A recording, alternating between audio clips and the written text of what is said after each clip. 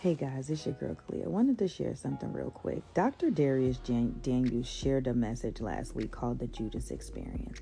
And what that pretty much is an inevitable relational situation where you realize someone was close enough to share your space but never truly shared your heart, right?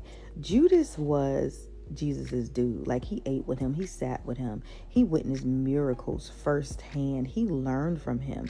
But what it teaches you is that proximity does not mean transformation. You can be around healing and still remain unhealed, right? Judas was the keeper of the money bag, and scriptures reveal that he dealt with greed and lack.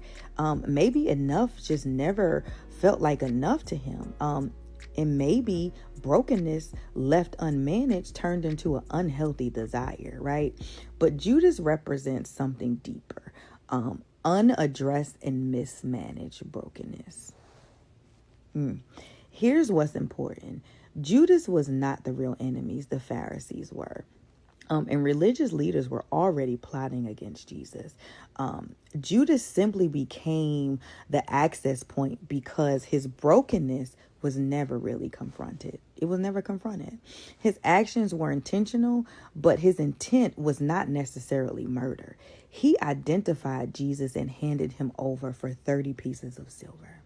He sold his dude out for 30 pieces of silver. Whew.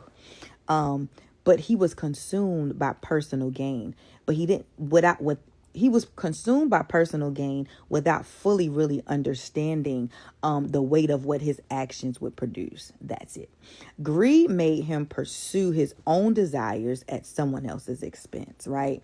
But once Judas realized what he had done, guilt consumed him, right? He was grieved, he was tormented, and eventually he took his own life. He wasn't an enemy, right? Why? Because real enemies don't carry conviction. Enemies don't wrestle with grief over what they've done, right? A Judas experience teaches you that some people can love you and still wound you because brokenness unmanaged becomes dangerous. Not everyone who hurts you hates you. Some people simply lack the healing, the maturity, or wholeness to handle your heart correctly. We become the victims of someone else's unresolved issues.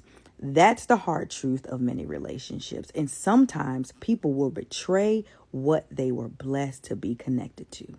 That's your weekly course check. Stay the course. I'll see y'all next week.